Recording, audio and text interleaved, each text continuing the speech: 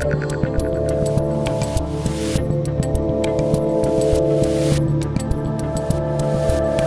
everybody, I'm Dave Rubin, and this is the Rubin Report Direct Message for February 11th, 2021, and we're doing an Ask Me Anything Q&A. You guys have submitted your questions at rubinreport.locals.com. That is my on-locals community, free of bots, trolls, and other psychos. So do join us there if you haven't, and I'm going to try to go as quickly as possible because we got a ton of questions, and I won't belabor the point. Here we go. Robert asks, platforms like Locals are providing a space for commentators and pundits, but any movement needs those who speak to the soul, not just the mind. I do agree with that. How can we support and cultivate our own poets, artists, musicians, architects, etc.? I love this question. So one of the things that we're doing with Locals, right now we're building digital homes for creators. I don't care what kind of creator you are. Most of the people on Locals, the high-profile people, say like Scott Adams and Tulsi Gabbard and Greg Gutfeld and Judge Jeanine, people like that, are sort of in the political world. That's absolutely true. That just is because I'm in the political world and I've been promoting this thing, so my network of people happen to be more in the political world. But you're absolutely right. I think one of the problems we're having with society right now is that we don't talk about art and music and architecture and all of the things of beauty. So one of the interesting things is in my community, most people have been brought together through politics, but we do talk about food and wine, of course, and what people are listening to, and I post music that I'm listening to, and people post Spotify playlists and all that kinds of stuff. But ultimately what I want Locals to have is many different verticals. So it'll not just have people that are in the politics world, but we're working on right now onboarding some people that are big in the sports world, and I would love to go more into the music world and the art world and the fashion world and the gaming world and everything else. We haven't put a dime into PR. Everything that we've built basically has come from my network. So that's been a sort of limiting factor so far, but the company's doing really well. We've raised a nice amount of money, and it's going to go and continue. But I also think something that's very cool is that, if you come for politics, you might find out that there's a lot of other stuff that's there that's interesting. And I would hope that that would be a little less of the case. Like if you sign on to an artist, hopefully not everything would become political there. But if you go to a political person, maybe you would find out more about a whole bunch of other stuff. The problem is when things that aren't supposed to be politicized become endlessly politicized. Stephanie says, what do we tell our kids when they ask us what's wrong with the world? Mine are 13 and 16. I don't have kids yet, so I can't sit here and pretend that I'm a parent, and I can only imagine what it's like, particularly in this last crazy year, to have children of that age, 16 and 13, who are really trying to figure out what they think of the world, compare their thoughts and feelings and the stuff that they're learning versus the world as it is, to see so many adults that seemingly are crazy and so many people afraid of their own shadow and all of that stuff. I don't know how you parent in a responsible way, but the best I think I can say is, to your question, which is what do we tell our kids when they ask us what's wrong with the world? I would say we've let bad ideas in because we're afraid of standing up for ourselves. I think that's what all of this boils down to. All of the ideas of wokeism and collectivism and the modern racism that is being ushered in under the guise of anti-racism, it's all bad ideas that we've defeated in the past. We've defeated collectivist movements like communism and socialism. We've defeated them, and then in our success, we kind of grew fat. The freedoms that we have grew fat.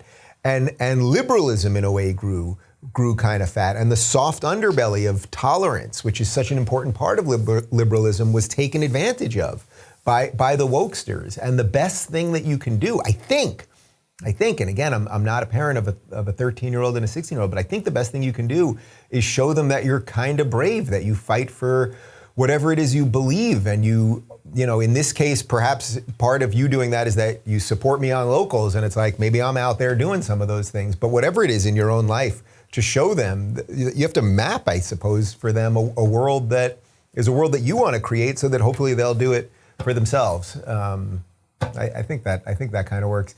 Dragonhawk asks, do we get more great beach pictures of you and David Janet from Florida? We shall see. You got to give the people what they want. I have not, as you know, I'm focused on Locals. I'm not doing an OnlyFans, although we've gotten some requests, and I'd probably make a hell of a lot more money God only knows why. But perhaps there will be some pictures. I am actually, technically, people, to be totally honest with you, as you're watching this video right now, I am in Florida at the moment. We pre-taped this 2 days ago. So technically today's Tuesday, you're watching it on Thursday. I'm probably on the beach right now, hopefully not on Twitter, and perhaps posting beach pictures. The only way you're gonna find out though is to check out RubinReport.locals.com. What are your plans for Valentine's Day? Do you celebrate? So we usually try to do a week in Florida right around now, right around President's Day, which often lines up, President's Week, President's Day, which often lines up around Valentine's Day. So we're usually in Florida. So most likely I will be eating swordfish or grouper or some other delicious fish, and we'll have some wine, and we'll just like have a really pleasant night. And that really is it. I'm a romantic guy 365 days a year, so we don't need Valentine's Day all the time, you know what I mean? Let's see, I want to just jump to a couple others here that I wanted to bump around. The Pragmatist says, any further thoughts on libertarianism's contribution to our current problem and what we can do about adapting it to be a significant part of the solution? So there's a really ongoing debate right now within the libertarian movement. Do we focus all of our energies on the Libertarian Party, which is an abject mess, and you got naked people running on the stage and terrible candidates that they've put up over the last couple of years, and they don't do anything down ticket. They save it all for the presidency, and then the mainstream ignores them, and the litany of problems that you know that the party has. And the question is, do you put all of your energy to fixing that structure, because it is on the ballot in most of the states, and there is some base there, or do you focus on sort of making the conservatives a bit more libertarian? To me, just to me personally, that's the sensible one. That's one of the things that I've tried to do. I think I'm actually doing it quite well.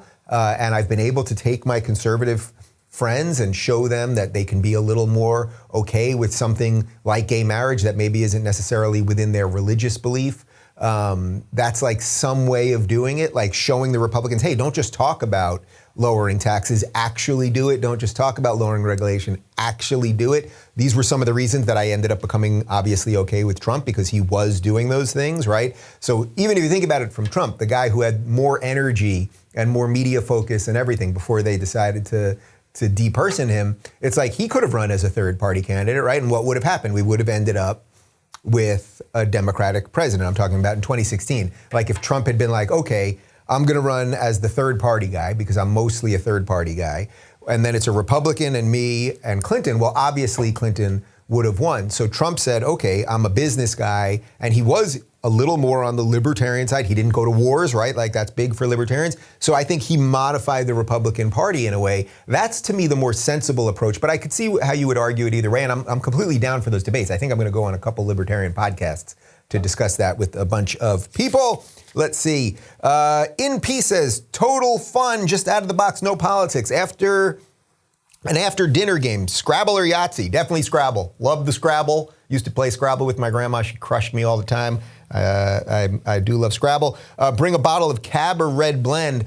Probably depends what we ate, but this is after dinner. So after dinner, I could go for a blend so that's maybe a little lighter than a Cab. If you want a really great red blend, it's a little on the pricey side, usually around $40 a bottle, but the Prisoner Red Blend is pretty spectacular. A late night snack of almonds or walnuts.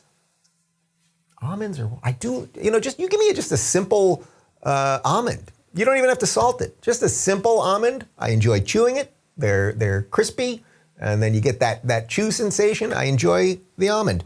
Gaja6 USA says, was politics ever really based on facts? I think politics has mostly been based on emotional needs and thus responded to in that way. I've never bought into the facts don't care about your feelings, as is often stated by Ben Shapiro. You know, it's really interesting. Over the last couple of days, I've been showing you guys these clips of Ronald Reagan on Johnny Carson Tonight Show, and you can see he's an incredible communicator of ideas and someone who clearly knows what he's talking about, and he's also doing facts, right? You could take someone like Thomas Sowell, an incredible communicator of ideas. Even now at like 91, he still is. But when you watch Sowell, watch some videos, you can find them on YouTube, I watch them all the time, of Sowell like 30 years ago, and you will see just a fabulous, prime peak of his life communicator of ideas. but also an excellent communicator of facts. I think we've run into a strange time that facts sort of don't matter for several reasons. I mean, facts kind of don't matter because everyone just picks what facts they like and then just runs with their narrative. So that makes facts less important in a certain sense, right? Not in the truest sense, but in a certain sense. But then I think the other thing is that because of social media, where everything is on, oh my God, did I get the retweet? Did I get the like? Well, then you're going to do that with emotion. You're going to do that with owning the libtard or crushing the conservacuck or whatever the freaking stupid phrases are.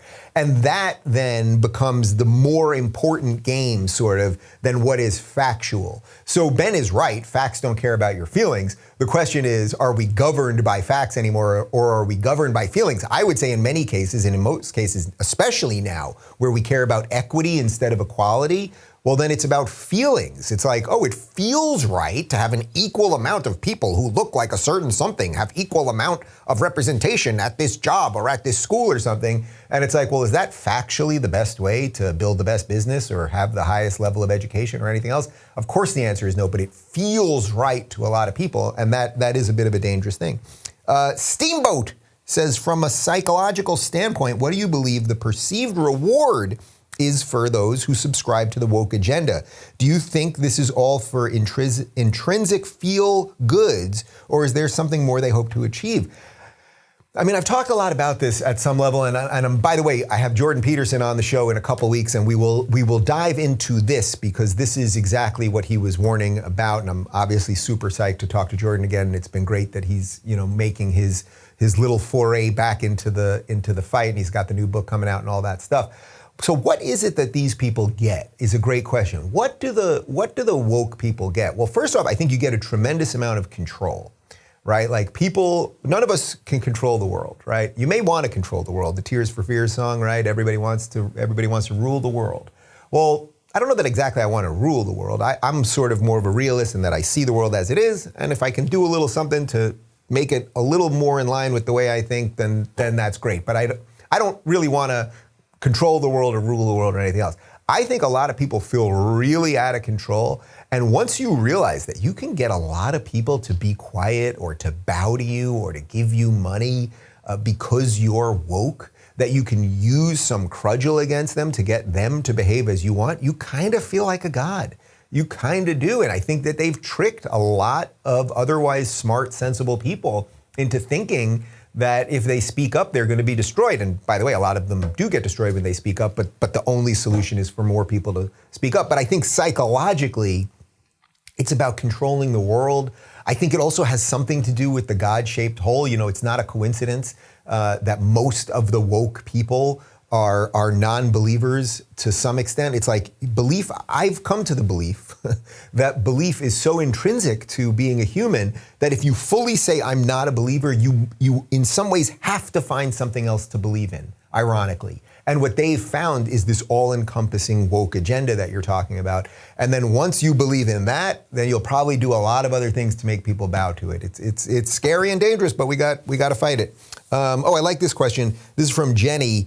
She says, what advice would you have for someone who has lost every friend and family member through this nonsense? It's hard not to be on an island when COVID restrictions prevent real-life interaction. Locals has helped with that, so thank you. So first off, one of the reasons that I'm so thrilled with the Locals community is that, we've done some dinners together, we've done some movie nights, and we are creating Locals. We're creating a local community, and I met actual people at a bar in Dallas. About 40 people showed up, and I may do one in Florida, and I'll start doing them in LA too, because we need to rethink community, and we need all that. Well, first off, if you've lost all these friends and family members, I'm sorry. Like, I feel it. I hear you. I know how many people are going through this. I have my own versions of this going on right now, and it is not easy. But I think, the only answer that I can give you that'll make any sense is that it's better this way than the other way. If the other way means just have people around you who will not know what you really think, you will never tell what you're actually feeling and what is important to you and all of those things, well, that's just a slow death, right? Like, that's just sort of the frog in the pot death. And just one day you won't even remember the person that you were 20 years ago because you've just slowly whittled it away. The fact that your friends or family, whether they still consider you friends or not, the fact that they know what you believe, well, then it's on them to maybe practice a little tolerance, practice a little decency, but you've stood up for what you believe, and I promise you, you will find more friends. One of the things that's kept me sane in this, I've lost a lot of friends in the midst of this, right? Like, and especially since I came back from the summer and then I officially announced that I was going to support Trump, like, trust me, I lost a lot of friends. One of the things that have kept me sane is that my two best friends, I've said this a couple times, from childhood, one of them I met the first day in kindergarten, my buddy John, and I remember meeting him first day of kindergarten, and now it's 40 years later, and then our buddy Ari moved to town in third grade. We just saw each other in Dallas for the first time in 10 years, the first time that the three of us were together. But I have a text chain going with them all the time, and I think if you can find some old people from your life to connect with, that helps you sort of stay sane. Boy, that person knew me way back when. There's something to that. But I promise you, you will find new friends. And if the locals community has done anything to be part of that, I think that's just awesome. Chris says, Dave, there's already speculation that Governor Ron DeSantis will run for president in 2024. What are your thoughts? I think that would be great. I think he's the best governor in the United States right now. I think he's done a great job in letting people make decisions for themselves. I think we've seen that by opening up the state and letting businesses do what they think is right, that he's actually kept COVID numbers down. Florida has the second oldest population, so you would have thought, oh, we're going to keep this state open with all of these old people. You would have thought that the numbers would be not double, triple, quadruple California or New York. You'd think they would be exponentially higher, right? Because we're not doing any of the good things that they tell us to do in New York or California, and yet they're not. Their numbers are lower. I think it's possible that they've gotten to herd immunity faster, and that more important, that whether there are some mistakes along the way there, his intuition as a human being was to let people make decisions for themselves. So as I tape this on Tuesday, even though it's Thursday, and I'm in Florida as I say this right now, I'm going to be sitting at a restaurant eating with people, as is our God-given right.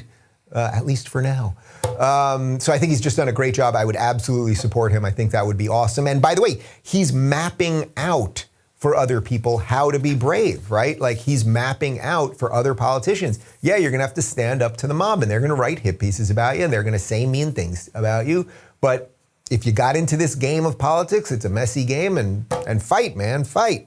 Let's see. Sarah says, how do we get Democratic governors to vaccinate our elderly citizens after they terrified everyone into submission last year? I think this is another one of the issues. People are now afraid to go out. So how do you vaccinate all of these old people? And you've got people waiting on lines in the cold and all of these things. I guess we could do more mobile vaccinations. There's probably like a whole series of ways to do all these things. But your question really gets to just like the heart of fear thing. And I think a lot of people are fearful right now. I think a good portion of that is warranted. Like, there is a pandemic. I'm not sitting here telling you that there isn't a pandemic. We're also 11 months off of 2 weeks to flatten the curve.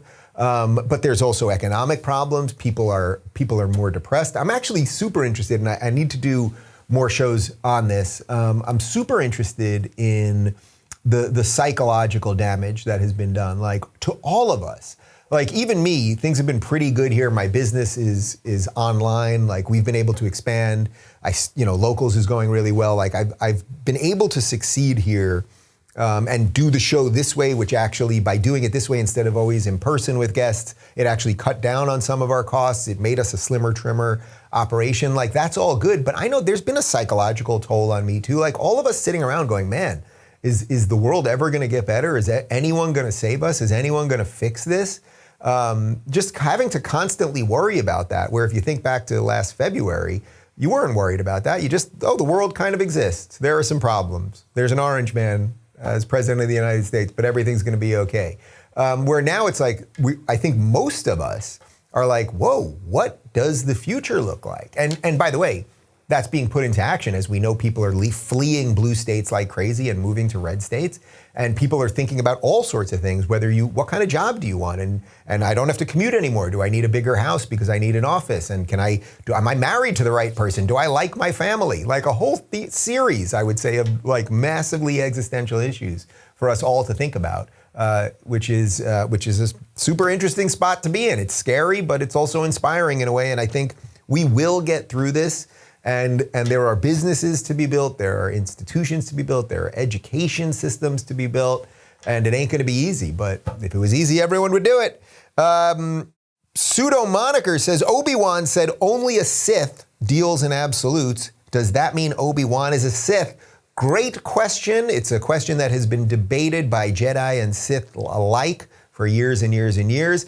It is an absolute statement. Only a Sith deals in absolutes. Does that mean Obi-Wan is a Sith? By his own definition, yes.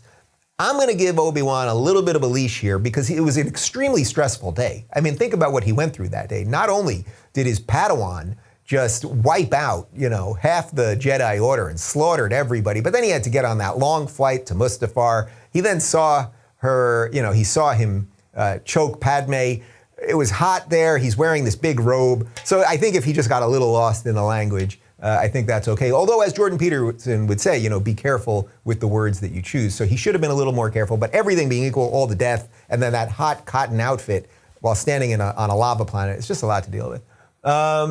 Jayvenord says, what are some things you are thankful for from 2020? Well, I'm super thankful for you guys. I mean, I think that really would be the number one thing. Like, you guys enabled me to continue doing this show and be independent and communicating with so many of you in the community. The first thing I do when I try not to have my phone in my room, as you know, but when I wake up in the morning, the first thing I do once I'm online, I usually have some water and some coffee to start the day. I kind of stretch out the neck, I let Clyde out. But when I do open up the phone, I jump in the community first and I see like a whole bunch of good stuff, kind of what you guys are talking about. And that actually does help me frame things, right? Because I've seen so many people who I used to really respect, hold in really high regard, many people that were on my show that I feel like have totally lost the plot. So when I see like what I would say are regular people, and I don't mean that to be disparaging, I mean that in the best possible sense. I'm just a regular person. When I see just like regular, decent people coming together and talking about things differently and sort of, and the funny stuff, sharing memes and all that, I'm very appreciative that like I've been able to cultivate some decent people in the world, because I think that's what people are missing. There's a reason we called it locals.com. Like, I think people are missing the local thing. And we used to think about the local community as, the 4 blocks that live around you, right? Or you just like your local town or whatever, but we need the local thing online as well. Let's see, I'll do, what do they tell me? 2 more here, 2 more real quick. Formerly Alph says, when California opens back up completely, if that ever happens again, what's the first thing you'll do? What's funny is in the last year, you guys have seen, I post these like crazy tomahawk steaks that I'm making and all this Wagyu stuff and all that. And I love, love, love grilling. I've always liked grilling, but in the last year from the lockdown, I have learned to love grilling. I love knowing what the different cuts of meat are, doing a tomahawk, doing a porterhouse, doing a tri-tip, doing fillets. Like, I just love it, and figuring out what I'm doing on the seasoning side and learning all of it. I absolutely love it. That being said, I do miss going to a restaurant every now and again. When I was in Dallas, I went to a great steak joint. I think it might have been called Charlie or something. It's a Curtis Stone restaurant in Dallas. Can you Google that real quick? It was a great restaurant. But the one thing I do, there's a restaurant here in LA called Boa on Sunset Strip, and it's got great ambiance, and it's sort of indoor, outdoor, and the lighting's cool, and it's a little bit of celebrity, but not in like the horrible celebrity way. And I think I've actually mentioned it on the show once before. No, not Delta Charlie's in Dallas. Curtis Stone Restaurant in Dallas. Can you just Google that? I think I mentioned this once before, but that famous picture that went viral a couple of years ago when the whole IDW crew had dinner together in LA, when it was Rogan and Sam Harris and Jordan and Eric Weinstein and Shapiro and me, and was anyone else there? Maybe someone else was there. That was at Boa Steakhouse. So I do miss that. Oh, the steakhouse that I'm talking about in Dallas, which was fantastic, that I was at last week, was Georgie by Curtis Stone. Just amazing. It's an Australian steakhouse. It was just phenomenal. And one more question for you fine people. What do I want to do here? Scroll quick. I'm just going to pick something. Okay, all right, well, this seems like a fitting one to end on.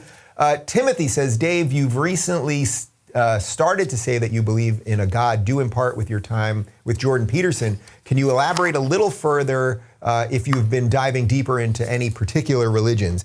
So look, I've been talking about this a lot lately. I just find belief, at least at this point in my life, at 44 years old, relative to everything happening in the world, I find no way around belief. it's an odd way to say that you're a believer, I suppose, or an odd way to say you've made the leap of faith. That is what you have to do as a rational person. At some point, you could say, okay, I think this, I think this, I think this. But the reason they call it a leap of faith is because at some point, then you have to make the jump to say, okay, I believe. And that I think as someone that puts so much emphasis on intellect and logic and learning, I think that's been a very difficult thing for me personally. I mean, I can say this, I also know that in the last couple of years of just traveling around and meeting people and everything else, like the people that I've met, and this is, of course, it's not absolutely without exception, but the people that I've met that generally come from a community of believers or have some set of belief generally seem to be nicer, calmer, more giving, funnier, happier, all of those things. And I think the proof is in the pudding. As you may remember, there was a really vocal, sort of growing, powerful movement of atheists a couple of years ago.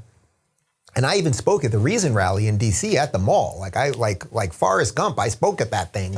Remember? Forrest Gump, and then she jumps out into the pond. I spoke there about it, and I was actually calling out social justice. This is probably like 6 or 7 years ago at this point. I was calling out social justice and saying we have to be better. I was a lefty at the time because I could see the beginnings of how it was all falling apart because of social justice. And it basically collapsed under that. And I think in a time when there's such chaos, like for me at least, John Kasich, I can't believe I'm going to quote John Kasich while talking about faith. But when I had John Kasich on, he said something very interesting about faith.